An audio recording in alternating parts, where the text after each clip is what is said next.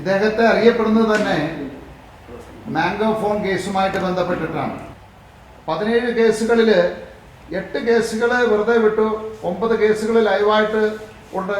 അതിൽ ഗർഭിണിയായ സ്ത്രീയെ ഉപദ്രവിച്ചത് മുതൽ കഴിഞ്ഞ 6 പതിറ്റാണ്ട് കാലങ്ങളായിട്ട് കേരളത്തിൻ്റെ മണ്ണിൽ വിവിധ വ്യവസായങ്ങൾ നടത്തി.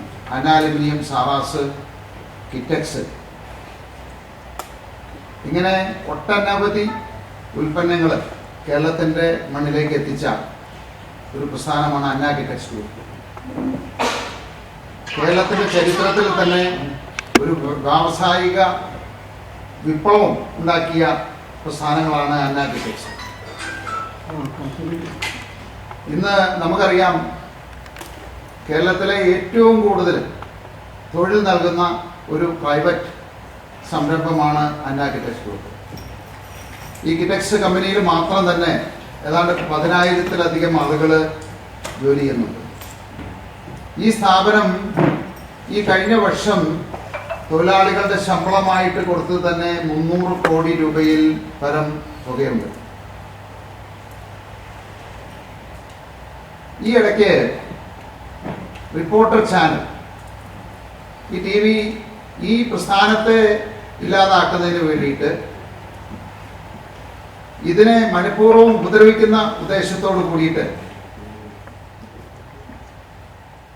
പല ദിവസങ്ങളിലായിട്ട് വ്യാജ വാർത്തകൾ സൃഷ്ടിച്ചുകൊണ്ടിരിക്കുകയാണ്. നമുക്ക് അറിയാം ആരാണ് ഈ റിപ്പോർട്ടർ ചാനൽ എന്നുള്ളത്, ഇതിൻ്റെ ഉടമസ്ഥര് ആരാണ് എന്നുള്ളത് ഇവിടുത്തെ ജനങ്ങൾക്കൊക്കെ അറിയാം. ഇതിൻ്റെ ഉടമ എന്ന് പറയുന്ന ആൻഡോ, അവരുടെ സഹോദരന്മാര്, അവരുടെ ബന്ധുക്കൾ, കാരണം നമ്മൾ ഇങ്ങനെയുള്ള കാര്യങ്ങൾ പരിശോധിക്കുമ്പോൾ ഒന്നിനും തന്നെ ഒരു വ്യക്തത കാണുന്നില്ല. അപ്പോൾ ലഭ്യമായ വിവരങ്ങൾ അനുസരിച്ചാണ് ഞാൻ ഈ കാര്യങ്ങൾ പറയുന്നത്. ഇപ്പോൾ നമുക്കറിയാം, ഇദ്ദേഹത്തെ അറിയപ്പെടുന്നത് തന്നെ മാംഗോ ഫോൺ കേസുമായിട്ട് ബന്ധപ്പെട്ടിട്ടാണ്. അങ്ങനെ 2016 ഇദ്ദേഹത്തെ പോലീസ് അറസ്റ്റ് ചെയ്യുമ്പോൾ ആണ് കേരളം അറിയപ്പെടുന്നത് ഇങ്ങനെ ഒരു വ്യക്തിയെ പറ്റി. അവിടെ ഒരേ ഡോക്യുമെന്റ് തന്നെ പല ബാങ്കുകളിൽ പല രൂപത്തിൽ വെച്ച് തട്ടിപ്പ് നടത്തിയതായിട്ടൊരു ബാങ്കിന്റെ പരാതിയെ തുടർന്നാണ്. അതിനുശേഷം മറ്റ് ബാങ്കുകൾ വന്നു, അതുമായിട്ട് ബന്ധപ്പെട്ട് ഡീലർഷിപ്പ്, അങ്ങനെ വിവിധ അന്വേഷണങ്ങൾ നടന്നുകൊണ്ടിരിക്കുകയാണ്. അതിനുശേഷം 2021 മരമുറി കേസിലാണ് അദ്ദേഹം വീണ്ടും പ്രസിദ്ധനാവുന്നത്.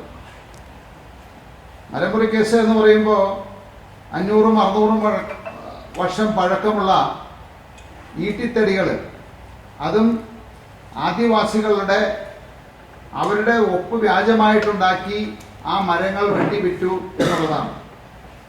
ഇന്ന് എന്തുകൊണ്ടോ എനിക്കറിയില്ല, അതിനെതിരായിട്ട് ഇദ്ദേഹം കോടതിയിൽ കൊടുത്ത അപ്പീലുകളെല്ലാം തള്ളി. ഏതാണ്ട് 27 കേസുകളിൽ കൊടുത്ത അപ്പീല് തള്ളി. അതായത് ഈ മരം വിട്ടുകിട്ടണമെന്ന് പറഞ്ഞ അദ്ദേഹം കൊടുത്ത പരാതികളാണ് ഇന്ന് തള്ളിയിരിക്കുന്നത്. അപ്പൊ അതിനുശേഷമാണ് ഈ അടുത്തിടയ്ക്ക് ഇദ്ദേഹം ഈ മരമുറി കേസിൽ ഏതാണ്ട് മാസങ്ങളോളം ജയിലിൽ കിടന്ന് പുറത്തിറങ്ങി പിന്നെ പ്രത്യക്ഷപ്പെടുന്നത് ഒരു ചാനൽ ഏറ്റെടുത്തുകൊണ്ടാണ്. അതെല്ലാവരും അത്ഭുതപ്പെടുത്തി.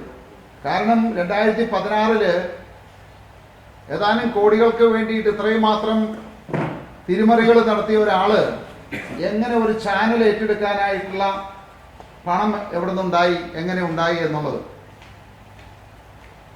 അത് മാത്രമല്ല, ചാനൽ ഏറ്റെടുത്തു എന്നുള്ളത് മാത്രമല്ല, ഒരു വർഷം കൊണ്ട് അതിൻ്റെ റേറ്റിംഗ്, എല്ലാ TRP റേറ്റിംഗ് അത്രമാത്രം അദ്ദേഹം കൂട്ടിക്കൊണ്ടുവന്നു എന്നുള്ളതാണ്. അതിനെപ്പറ്റിയുള്ള പരാതികളും കേസുകളും ഒക്കെ നടന്നുകൊണ്ടിരിക്കുന്നു. ഇദ്ദേഹത്തിൻ്റെ ചരിത്രം അന്വേഷിച്ചു കഴിഞ്ഞാൽ എത്ര കേസുകളുണ്ട് എന്നുള്ളത് ഇനിയും കണ്ടെത്തേണ്ടിയിരിക്കുന്നു. 17 കേസുകളിൽ 8 കേസുകൾ വെറുതെ വിട്ടു, 9 കേസുകൾ ലൈവായിട്ട് ഉണ്ട്. അതിൽ ഗർഭിണിയായ സ്ത്രീയെ ഉപദ്രവിച്ചത് മുതൽ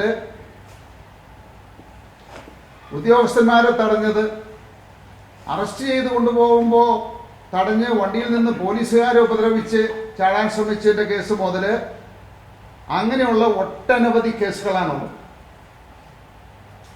അതിലേക്കൊന്നും ഞാൻ പോകുന്നില്ല. ഇതിനെതിരെ ഈ മരമുറി കേസുമായിട്ട് ബന്ധപ്പെട്ട് ചില ചാനലുകൾ ചില വാർത്തകൾ പ്രക്ഷേപണം ചെയ്തു കഴിഞ്ഞപ്പോൾ അദ്ദേഹത്തിന് മാനഹാനി ഉണ്ടായി പോലും. അദ്ദേഹം അതിനെതിരെ കർണാടകയിൽ പോയിട്ട് ഇവർക്കെതിരെ ഒരു കേസ് ഫയൽ ചെയ്തു. അങ്ങനെ കോടതി ഇഞ്ചക്ഷൻ കൊടുത്തു, ഈ വാർത്തകളെല്ലാം നിർത്തിവെക്കണം, യൂട്യൂബിൽ നിന്നും എല്ലാത്തിൽ നിന്നും നീക്കം ചെയ്യണമെന്ന് പറഞ്ഞു. ഇവിടുത്തെ ചാനലുകാർ കോടതിയെ സമീപിച്ചു, സത്യാവസ്ഥ തെളിയിപ്പിച്ചു കഴിഞ്ഞപ്പോൾ അതേ കോടതി തന്നെ അത് വീണ്ടും റീഇൻസ്റ്റേറ്റ് ചെയ്യാൻ പറഞ്ഞു. അവിടെ നിന്ന് ഡിലീറ്റ് ചെയ്ത നീക്കം ചെയ്ത വാർത്തകൾ വീണ്ടും റീഇൻസ്റ്റേറ്റ് ചെയ്യാൻ പറഞ്ഞതിന് ശേഷം 10,000 രൂപ പിഴയും അടിപ്പിച്ചു. അതായത് കോടതിയെ തെറ്റിദ്ധരിപ്പിച്ചതിന്. അപ്പോ അങ്ങനെയുള്ള ഒരാളാണ് ഇപ്പോ കിറ്റക്സിന്റെ പുറകെ, സാബു ജേക്കബിന്റെ പുറകെ നടന്ന് നിരവധി വസ്തുതാവിരുദ്ധമായ ആക്ഷേപങ്ങൾ ഉന്നയിക്കുന്നത്.